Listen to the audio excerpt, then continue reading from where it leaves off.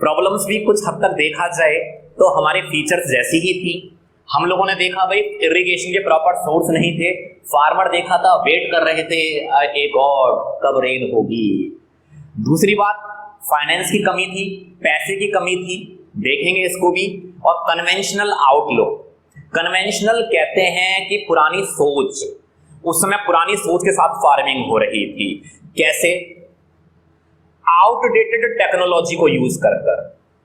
आपने देखा था ना फार्मर्स क्या कर रहे थे कि वहां कुछ बैल लगे हुए थे, कुछ ऑक्स लगे हुए थे, उसके थ्रू एग्रीकल्चरल एक्टिविटी कर रहे थे, कोई मशीन आप यहां यूज नहीं हो रही थी।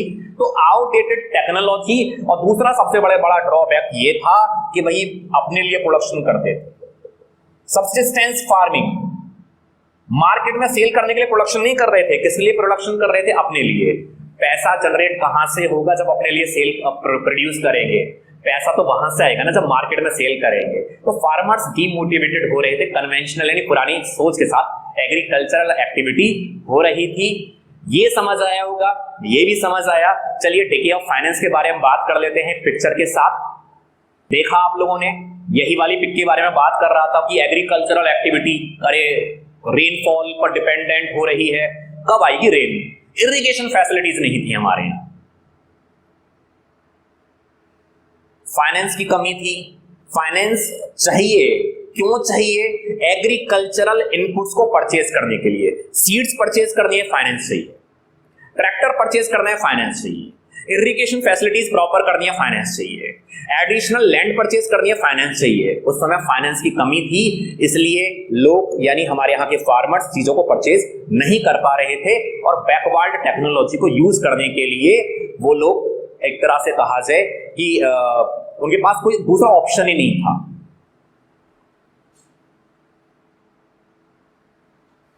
ये हम लोग ऑलरेडी पढ़ चुके हैं कि भाई small and scattered land holdings थी। हमने देखा था भाई छोटे छोटे पीसेस में डिवाइडेड थी, इस तरह से स्मॉल भी थी, बड़े छोटे छोटे थे और बिखरे हुए थे। कॉस्ट ऑफ प्रोडक्शन ज्यादा आना और आउटपुट कम जनरेट होना। एक्सप्लॉयटेटिव एग्रेरियन रिलेशंस, जिसको हम लोगों ने समझा था, आप याद रखिए वो वाली पिक को जिसमें हमने जमींदारी सिस्टम के बारे में बात किया था। जमींदार किससे टैक्स वसूला करते थे? रेंट किससे लिया करते थे? टिलर, पीजेंट्स, जो कि एक्चुअल आप लोगों के फार्मिंग करते थे, उनसे क्या वसूलते थे? ये लोग रेंट लेते थे, as much as they can, जितना ले सकते हैं। तो ये था कि फार्मर्स का एक्सप्लॉयटेशन किया जा रहा था through zamindars. Last, lack of organised marketing system.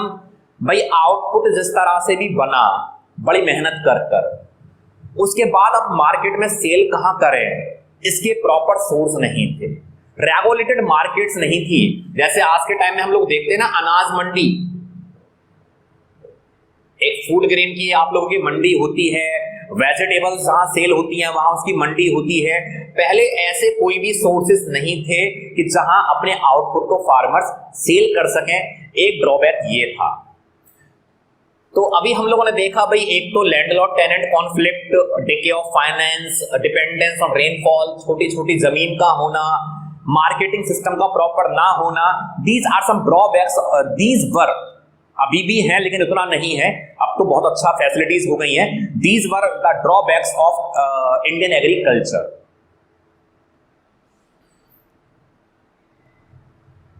अब हम लोग आ चुके हैं उस मेन टॉपिक की तरफ जिसके लिए इस चैप्टर को पढ़ रहे हैं, रेवोल्यूशन। अब रेवोल्यूशन केवल एक नहीं हुआ, बहुत सारे हुए, एग्जाम में आ भी जाता है, इसलिए हम सबसे पहले इनके बारे में हल्का सा डिस्कस करते हैं। ग्रीन रेवोल्यूशन के बारे में हम लोग इन डेप्थ पढ़ेंगे क्योंकि यही हमारा टॉपिक है। एग्रीकल्चरल सेक्टर के लिए हुआ, व्हाइट मिल्क के लिए हुआ, ब्लैक पेट्रोलियम के लिए हुआ, पिंक ओनियन के लिए हुआ, ब्राउन लेदर के लिए हुआ, ब्लू फिश के लिए हुआ, गोल्डन हॉर्टिकल्चर के लिए हुआ, येलो ऑयल सीड्स के लिए हुआ। तो ये हमारे यहाँ रेवोल्यूशन हुए थे। और इसके बारे में मैं बता दूं कि भाई गोल्डन रेवोल्यूशन के बारे में 1991 से 2003 तक हॉर्टिकल्चरल एक्टिविटी के लिए आप लोगों का गोल्डन रेवोल्यूशन हुआ, जिसको किया था मिस्टर निरपक टुटेज, कभी कभी एमसीक्यू आ जाता है ये कि किसने किया और कब। 1991, 2003 मिस्टर निरफक टुटेज, ये इसके फादर रहे गोल्डन रेवोल्यूशन के। और कभी कभी पिंकी के बारे में पूछा जाता है, ऑनियन के बारे में, तो इनको आप लोग देख लीजिएगा। अब हम लोग बात करते हैं भाई ये जो ग्रीन रेवोल्यूशन था ये क्यों हुआ था। 1965 में इंडिया एंड पाकिस्तान के बीच में हुआ वॉर। हम लोग एग्रीकल्चरल कंट्री थे, लेकिन फिर भी हम लोग फूड सप्लाई के लिए डिपेंडेंट थे यूएस पर। ड्यूरिंग द वॉर यूएस ने फूड सप्लाई करने के लिए मना कर दिया, बोले वॉर को रोको, ये तो हम फूड सप्लाई नहीं करेंगे। इसके बाद इंडियन गवर्नमेंट को रियलाइज हुआ कि भाई ऐसे तो हमें कोई भी धमका सकता है। जब जरूरत पड़ रही है तभी उसने फूड ग्रेड सप्लाई करने से मना कर दिया। बोले भाई लाइफ में जब तक हम सेल्फ डिपेंडेंट नहीं हैं तब तक समझ लीजिए कि हमारे साथ प्रॉब्लम्स कई गुना ज्यादा हैं। इसलिए तब रियलाइज हुआ इंडियन गवर्नमेंट को और डिसाइड किया भाई हम लोगों ने भी एग्रीकल्चरल प्रोडक्शन में सेल्फ सफिशिएंट बनना है। और समझते हैं ये सारा कुछ कैसे हुआ। अगर आज इंडिया को देखें तो हम लोग एग्रीकल्चरल प्रोडक्शन में व्हीट एंड राइस और भी बहुत सारी चीजों के बारे में हम लोग सेल्फ सफिशिएंट हैं। ये इतना सारा बदलाव आखिर कैसे हुआ, चलिए समझते हैं स्लाइड्स के थ्रू। यहां आप लोग दो तस्वीर यानी पिक्चर्स को आप लोग देख रहे होंगे और दोनों पर ही लिखा हुआ है father of green revolution. Father of green revolution, भाई दोनों में से किसने किया समझ ही नहीं आ रहा है। नॉर्मन बोरलो, इन्होंने ग्रीन रेवोल्यूशन स्टार्ट किया कहां, all over India, sorry all over world में। तो इनके बारे में अगर कभी कहा जाए कि वर्ल्ड में किसने स्टार्ट किया तो उनका नाम है नॉर्मन बोरलो। लेकिन इंडिया में इसका जो कंट्रीब्यूशन यानी इसका जो पूरा आप लोगों को कहा जाए श्रेय जिसको जाता है उनका नाम है MS Swaminathan. He is the father of green revolution in India. ये इन्होंने इंडिया में किया, इन्होंने वर्ल्ड में किया, इसलिए ये दोनों चीजें आप लोग समझ लेना। Norman Borlaug world, doctor MS Swaminathan in India. चलिए स्टार्ट करते हैं, ग्रीन रेवोल्यूशन क्या है और इसको अच्छे से समझने की कोशिश करते हैं।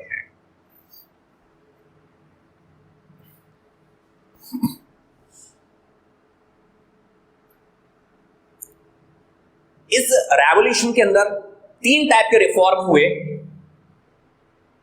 टेक्निकल, दूसरा लैंड रिफॉर्म्स जिसको इंस्टीट्यूशनल भी बोलते हैं। राइटिंग थोड़ा सा आप लोग एडजस्ट कर लीजिएगा, समझ आ जाएगा, इतना भी बेकार नहीं लिखा, लेकिन हाँ थोड़ा इतना अच्छा नहीं है मेरा। टेक्निकल हुआ, लैंड रिफॉर्म हुआ जिसको इंस्टीट्यूशनल भी बोलते हैं, और तीसरा हमारा रिफॉर्म हुए जनरल रिफॉर्म्स जिसको हम लोग अभी यहाँ एक एक कर कर पढ़ने वाले हैं। सबसे पहले हम लोग बात करेंगे यहाँ टेक्निकल रिफॉर्म्स, वो क्या थे।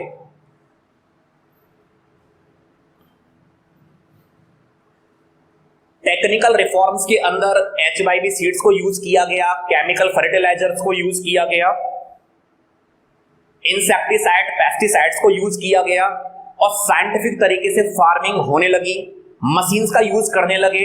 चलिए एक पिक्चर को देखते हैं, फिर यहीं पर लौट कर आते हैं और इनको अच्छी तरह से हम लोग डिस्कस करते हैं। इस टाइप के कुछ हमारे यहां होते हैं HYV सीड्स, जिसको सबसे पहली बार इंडिया में जो यूज किया गया वो किया गया 1966 में फर्स्ट टाइम खरीफ के प्रोडक्शन के लिए। ये भी एमसीक्यू आ जाता है, देख लीजिएगा। 1966 में खरीफ प्रोडक्शन के लिए HYV सीड्स को पहली बार यूज किया जाता है। ये वो सीड्स होते हैं अगर इनको एग्रीकल्चरल एक्टिविटी में यूज किया जाए तो प्रोडक्शन कई गुना ज्यादा होता है। जैसा अभी हम लोगों ने देख रहे थे कि इंडिया में लो प्रोडक्टिविटी थी, लेकिन अगर इन सीड्स को यूज किया जाए तो पर हेक्टेयर ऑफ लैंड में जो प्रोडक्शन होता है वो कंपैरेटिवली कई गुना ज्यादा होना स्टार्ट हो। समझ आ रहा होगा कि क्या पैटर्न चेंज हुआ। भाई मशीन्स आना स्टार्ट हो गई। दूसरी बात, पुराने तरीके से जो फार्मिंग होती थी इसके प्लेस पर हम लोग देख रहे हैं पूरा मशीन्स को यूज किया जा रहा है। ये था हमारा टेक्निकल रिफॉर्म। चलिए चलते हैं उसी वाली स्लाइड पर।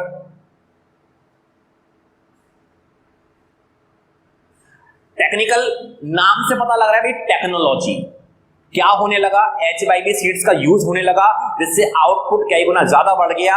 और HYV सीड्स को प्रोवाइड कराने के लिए गवर्नमेंट ने करा क्या, फार्मर्स को सब्सिडी भी दिया, फार्मर्स को हेल्प भी किया।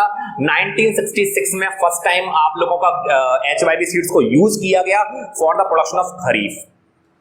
केमिकल्स को यूज किया जाने लगा, जैसे कि फार्मर्स यानी फार्म आउटपुट ज्यादा बेटर तरीके से प्रोड्यूस हो जाए। और क्या क्या होने लगा,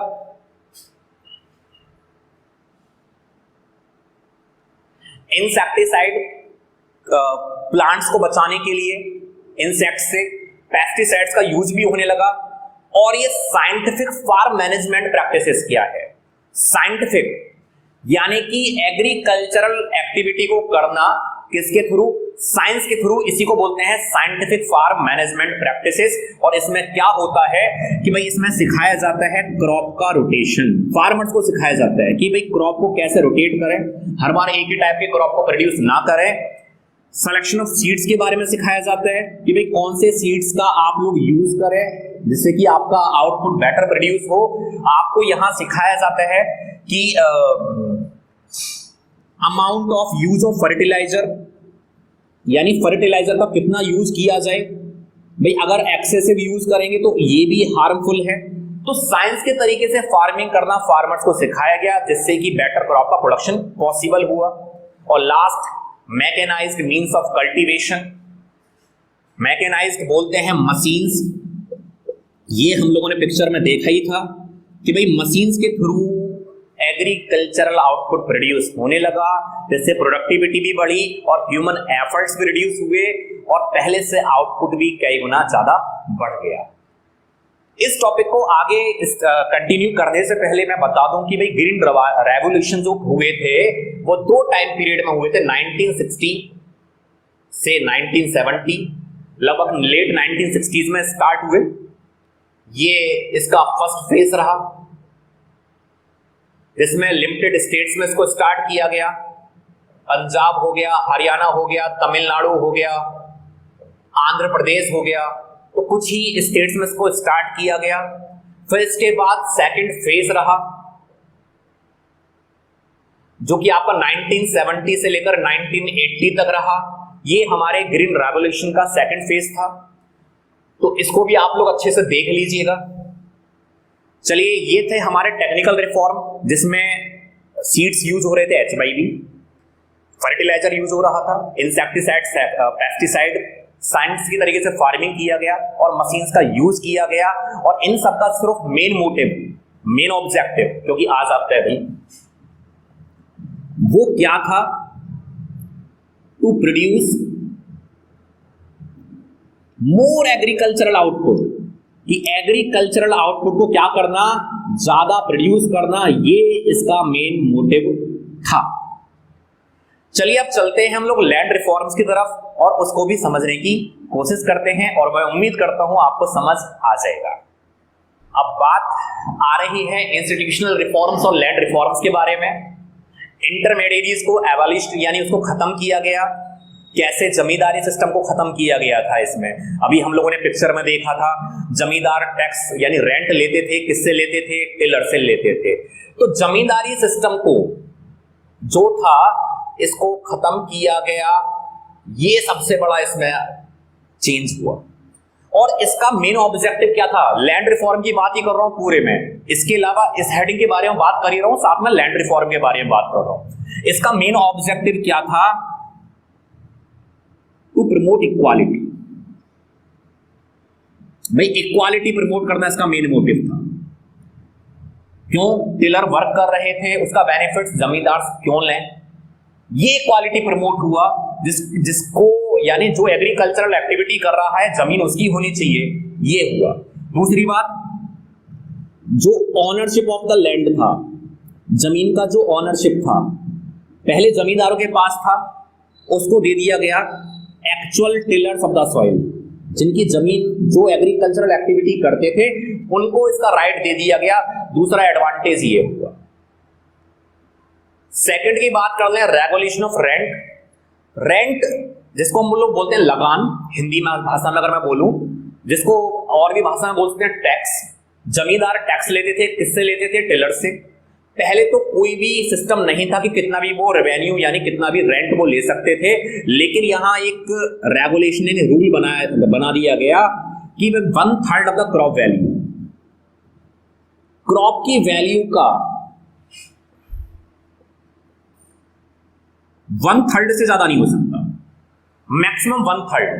अगर किसी फार्मर ने प्रोड्यूस किया 3 लाख की क्रॉप, 3 लाख रुपए की, आप लोगों ने देखा होगा कि कुछ लोगों के पास एग्रीकल्चरल लैंड होती है और वो खुद एग्रीकल्चरल एक्टिविटी नहीं करना चाहते, वो किसी को दे देते हैं। तो अब कितना रेंट लिया जाए, कितना उसको मिलेगा जिसकी लैंड है, और कौन देने वाला है? जो फार्मिंग कर रहा है। तो 3 लाख रुपए की अगर क्रॉप का प्रोडक्शन हुआ तो इसका 1/3 यानी कि मैक्सिमम 1 लाख रुपए देने पड़ेंगे। मैक्सिमम बोल रहा हूं मैं जमींदार को, और बाकी 2 लाख रुपए मिलने लगे थे किसको? जो एक्चुअल एक्टिविटी यानी फार्मिंग कर रहा था। Third, consolidation of land holdings. इसको हम लोग समझेंगे पिक्चर के थ्रू, और मैं आप लोगों को दिखाऊंगा क्या हुआ था, कंसोलिडेशन कैसे हुआ था। आप इस पिक्चर को देखें, इसमें क्या हो रहा है कि भाई जो पहले हमारे यहाँ छोटे छोटे टुकड़े थे ना, आप लोगों ने देखा था एक पिक्चर जिसमें छोटे छोटे टुकड़े थे, एक यहां एक यहां एक यहां, जिस पर फार्मिंग करने पर एग्रीकल्चरल जो कॉस्ट आती थी वो कंपैरेटिवली ज्यादा आती थी और आउटपुट कम प्रोड्यूस होता था। तो देन गवर्नमेंट ने करा क्या कि भाई एक फार्मर को जितने भी उसके छोटे छोटे टुकड़े थे उसके प्लेस पर एक पर्टिकुलर लैंड उनको प्रोवाइड करा दिया। इसको अगर हिंदी भाषा में इसको कहा जाए, इसको बोलते हैं चकबंदी। चकबंदी वाला सिस्टम किया गया, और ये सबसे ज्यादा अच्छी तरह से हुआ था वेस्ट बंगाल। वेस्ट बंगाल चकबंदी यानी consolidation of land holdings. Land को जो छोटे छोटे टुकड़े थे उनको एक जगह मिला दिया गया था। और दूसरी सबसे बड़ी बात क्या हुई थी, लैंड की एक मैक्सिमम लिमिट डिसाइड कर दिया था। मैक्सिमम लिमिट ऑफ लैंड, किसी भी फार्मर के पास उस लिमिट से ऊपर अगर लैंड होती थी तो उसको गवर्नमेंट एक्वायर कर लेती थी और किसी ऐसे फार्मर को देती थी जिसके पास लैंड नहीं है। ये दो चीजें हुआ, एक तो कंसोलिडेशन ऑफ लैंड होल्डिंग्स, और इसको कहा जाता है सीलिंग ऑफ लैंड होल्डिंग्स। अब सीलिंग, आप लोगों ने आपके घर में देखा होगा सीलिंग फैन। अब मुझे बताइए, सीलिंग फैन, अगर आप अपने सीलिंग फैन छोड़िए, आप सीलिंग अपनी जो घर की छत है आप उसको देखिए, क्या आप इससे ऊपर भी देख पाएंगे? शायद मेरे लिए तो पॉसिबल नहीं है। ये मेरी मैक्सिमम लिमिट है। ऐसे ही लैंड होल्डिंग्स की मैक्सिमम लिमिट डिसाइड कर दिया कि इससे ज्यादा कोई भी फार्मर नहीं रखेगा।